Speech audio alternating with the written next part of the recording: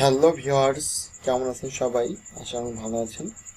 Viewers, আমরা Microsoft office ওয়ার্ডের কাজ শিখছিলাম। ইতিমধ্যে আমরা বেশ কিছু ভিডিও দেখেছি এবং বেশ কিছু কাজ শিখেছি। তো আজকে আমরা নতুন আরেকটি বিষয় নিয়ে হাজির হলাম। তো ভিউয়ার্স, এখনও যারা আগের ভিডিওগুলো দেখেননি অবশ্যই আগের ভিডিওগুলো দেখবেন।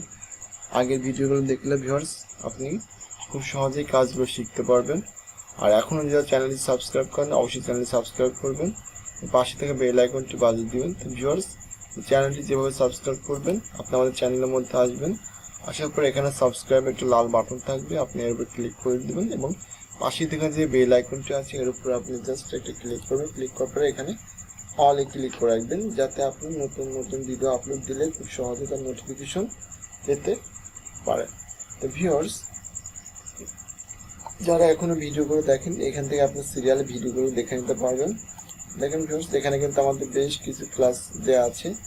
তা আপনার যেগুলো প্রয়োজন আপনি সেগুলো এখান থেকে দেখতে পারবেন এবং কাজগুলো শিখতে পারবেন। তো ভিউয়ার্স, আমরা বেশি কথা না বাড়িয়ে আজকে আমরা আমাদের কাজ শুরু করব। এই জন্য আমরা এখান থেকে মাইক্রোসফট অফিস ওয়ার্ডটা ওপেন করলাম।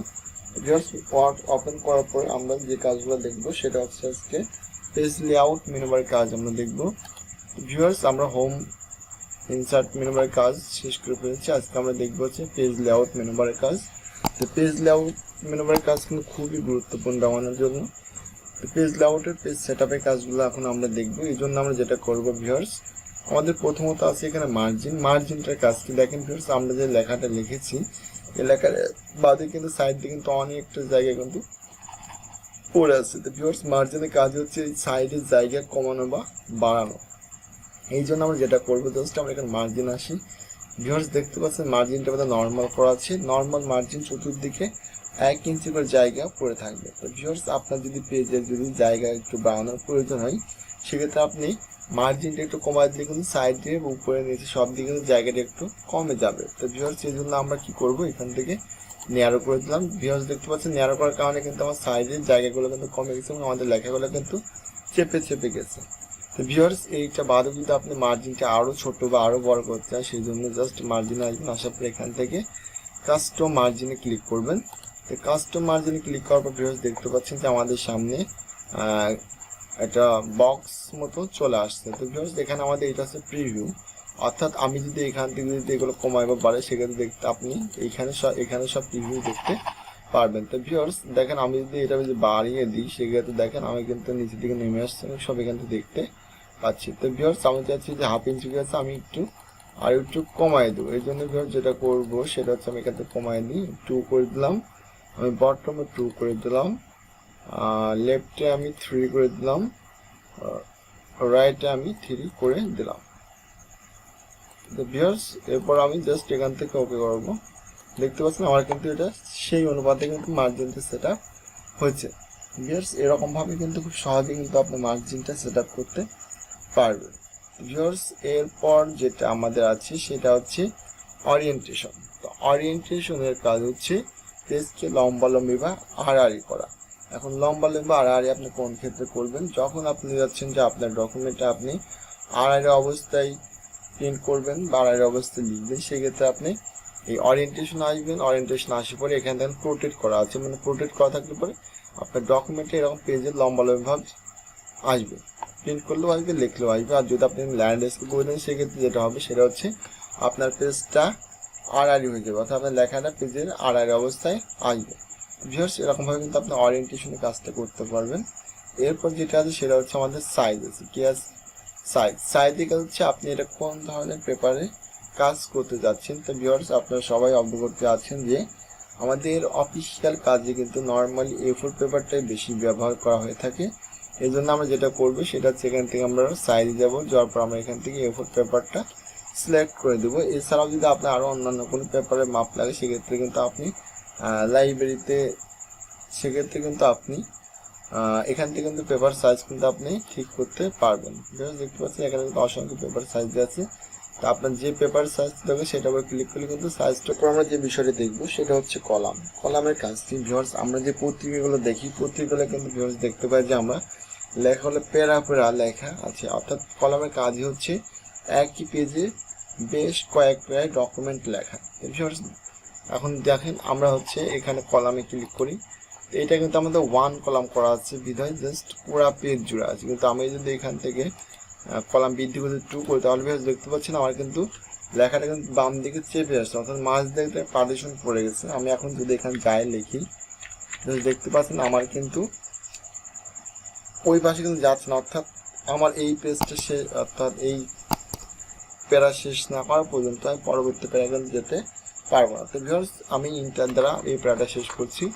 দেখেন শেষ না করে আমি এই পাশে যত গেলে এই পাশে কিন্তু আমার মাউসের কার্সারটা কিন্তু আসছে না। যখন আমি এই প্যারাটা শেষ করার পরে আমি পরবর্তী প্যারা আসবো তখন কিন্তু আমি এখানে চাইলে পরে লিখতে পারবো। ভিউয়ার্স দেখতে পাচ্ছেন আমি কিন্তু এখানে কিন্তু লিখতে পারছি, কিন্তু ভিউয়ার্স এখন চাইলে পরে আপনি এই প্যারা থেকে এই প্যারা খুব সহজে কিন্তু যাতায়াত করতে পারবেন। যত সময় না আপনি এক প্যারা থেকে আরেক প্যারায় কোনো ডকুমেন্ট টাইপ করবেন বা ওই প্যারা শেষ না করে পরবর্তী প্যারা আসবেন, তত সময় কিন্তু আপনি এই মাউসের কার্সার দ্বারা কিন্তু এই পেজ থেকে ওই পেজে আপনি যাতায়াত করতে পারবেন না। তো ভিউয়ার্স এরপরে আমরা যদি এটা 3 কলাম করি সেক্ষেত্রে দেখেন আমাদের পেজ কিন্তু একটা থাকবে কিন্তু প্যারা কিন্তু 3টা হয়ে যাবে। এরপর ভিউয়ার্স যেটা আমাদের আছে সেটা হচ্ছে লেফট, অর্থাৎ আমি যদি এখানে লেফট করি তাহলে ভিউয়ার্স আমার এক পাশের জায়গা কম পাবে, এক পাশের জায়গা কিন্তু বেশি পাবে। ভিউয়ার্স দেখতে পাচ্ছেন আমার ডান পাশে কিন্তু অনেকটা জায়গা রেখে দিচ্ছে। এরপর যদি আমি এখান থেকে রাইট করি, এখান থেকে আমি হচ্ছে রাইট করলাম, তার মানে কি বাম পাশের জায়গা বেশি পাবে এবং ডানের জায়গা কম পাবে, অর্থাৎ পুরোটা উল্টে দিবে। তো ভিউয়ার্স এগুলো ছাড়াও যদি আপনি কলাম আরো বৃদ্ধি করতে চান সেজন্য যেটা করবেন জাস্ট আপনি কলামে আসবেন। কলামে আসার পর ভিউয়ার্স আপনি এখান থেকে জাস্ট মোরে ক্লিক করবেন। মোরে ক্লিক করলে কিন্তু ভিউয়ার্স আপনি দেখতে পাচ্ছেন এখানে কিন্তু 1 2 3 4 বিভিন্ন টাইপের কিন্তু কলাম দেওয়া আছে। তো আমি এখান থেকে নাম্বার অফ কলামটা একটু বৃদ্ধি করে দিলাম, 5 6 করে দিলাম, জাস্ট আমি এখান থেকে ওকে করলাম। ভিউয়ার্স দেখতে পাচ্ছেন আমাদের পেজ কিন্তু একটা আছে কিন্তু প্যারা কিন্তু 6টা হয়ে গেছে। তো আমি এইটা শেষ করার পর আমি পরবর্তীটা আসতে পারবো। ভিউয়ার্স এরকম ভাবে কিন্তু খুব সহজেই কিন্তু আমরা কলামের ব্যবহারটা কিন্তু করতে পারবো।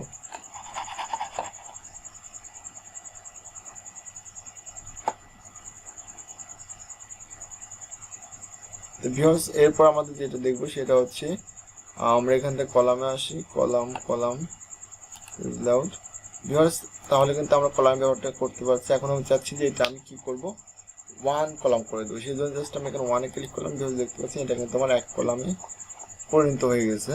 এরপর ভিউয়ার্স আমাদের যেটা সেটা হচ্ছে ব্রেকের কাজগুলো ভিউয়ার্স করে একটা প্রয়োজন হয় না, তারপর আমি ধারণা দিয়ে রাখছি। ব্রেকের কাজ হচ্ছে দেখেন আমরা পেজ ব্রেকের কাজ করতে পারি, অর্থাৎ আমরা ইনসার্ট মেনু বার থেকে দেখেছি। কলামের কাজ আমরা শিখছি, এখানে হচ্ছে টেক্সট র্যাপিং কাজ আমরা জানি। ভিউয়ার্স এখানে আছে নেক্সট পেজের কাজ কি, আপনি এক পেজে কাজ করছেন, আপনি নেক্সট পেজে ক্লিক করেন তাহলে আপনাকে পরবর্তী পেজ দেখাবে। এরপর আছে কন্টিনিউ কাজ হচ্ছে আপনি যে পেজে কন্টিনিউ কাজ করছেন আপনি সেই পেজটাই দেখাবে। এরপর আছে ইভেন্ট পেজের কাজ হচ্ছে আপনি 2 পেজ থেকে চাইলে পরে একবার 4 নাম্বার পেজে চলে আসতে পারবেন। তো ভিউয়ার্স এরপর আছে ওডিডি পেজ, অর্থাৎ এটা হচ্ছে আপনাকে 1 থেকে 3 নাম্বার নেই, শুধু 2টা পেজ পরে নিয়ে আসবে। আর ওটা হচ্ছে আপনার 2 পেজ পর, অর্থাৎ ইভেন্ট পেজ হচ্ছে 2 থেকে 4 পেজ নিয়ে আসবে, আর ওডিডি পেজ হচ্ছে 1 থেকে 3 নাম্বার পেজে আপনাকে নিয়ে আসতে পারবে। তো ভিউয়ার্স এরপর আমাদের যেটা আছে সেটা হচ্ছে লাইন নাম্বার, এটা হচ্ছে আমাদের জন্য খুবই ইম্পর্টেন্ট। অর্থাৎ লাইন নাম্বারটা আপনি কোন ক্ষেত্রে ইউজ করবেন, আপনি চাচ্ছেন যে আপনার টোটাল ডকুমেন্ট জুড়ে লাইন নাম্বার থাকবে, অর্থাৎ প্রত্যেকটি পয়েন্ট থাকবে, সেক্ষেত্রে কিন্তু আপনাকে অবশ্যই লাইন নাম্বারটা ইউজ করতে হবে। তো ভিউয়ার্স আমি এখানে লাইন নাম্বার আসলাম, লাইন নাম্বার আসার পর ভিউয়ার্স দেখেন জাস্ট আমি এখানে কন্টিনিউ করলে কিন্তু ভিউয়ার্স আমাদের কিন্তু লাইন নাম্বারটা চলে আসবে। এখন ভিউয়ার্স প্রশ্ন হচ্ছে কেন লেখাটা বাম দিকে কেটে গেছে, কেননা আমরা মার্জিনটা কমায় রেখেছি। আমরা যদি মার্জিনটা এখান থেকে নর্মাল করি তাহলে কিন্তু আমাদের লেখাগুলো আমরা স্পষ্টভাবে দেখতে পাচ্ছি, নারো করলে আমরা দেখতে পারবো। তো ভিউয়ার্স এরকম ভাবে কিন্তু আপনি লাইন নাম্বারটা ইউজ করতে পারেন। জাস্ট লাইন নাম্বার আসুন, লাইন নাম্বার কাজ কন্টিনিউ করলে কিন্তু অটোমেটিক নাম্বারিং হয়ে যাবে। লাইন নাম্বারের কাজ হচ্ছে নাম্বার সিস্টেম, অর্থাৎ খুব ইজিলি ভাবে আপনি চাইলে পর টোটাল পেজ জুড়ে নাম্বার দিতে পারবেন। তো একটা বিষয় মনে রাখবেন, যদি আপনার কখনো কোনো 2 লাইন বা 4 লাইন যদি নাম্বারিং করার প্রয়োজন হয় সেক্ষেত্রে কিন্তু আপনি অবশ্যই হোম মেনু বার থেকে বুলেট নাম্বারিং ইউজ করবেন। আপনি এখান থেকে লাইন নাম্বার দিলে কিন্তু এটা অটোমেটিক আসতে থাকবে, এটা কিন্তু আপনি থামাতে পারবেন না। তো ভিউয়ার্স আমাদের হাই পেন্টেশনের কাজ আছে, অর্থাৎ এইটার কাজ কোনো কাজ নেই, এটা না করলে চলবে। তো ভিউয়ার্স আশা করি যে আপনাদের পেজ সেটআপটা আমি বোঝাতে পেরেছি। যদি কোথাও কোনো বুঝতে অসুবিধা অবশ্যই আমাকে জানাবেন, আর যদি ভিডিওটি আপনাদের উপকারে এসে থাকে তো অবশ্যই চ্যানেলটি সাবস্ক্রাইব করুন, পাশে থেকে বেল আইকনটি বাজিয়ে দিন, যাতে আমি নতুন ভিডিও আপলোড দিলেই খুব সহজে আপনি তার নোটিফিকেশন পেতে পারেন।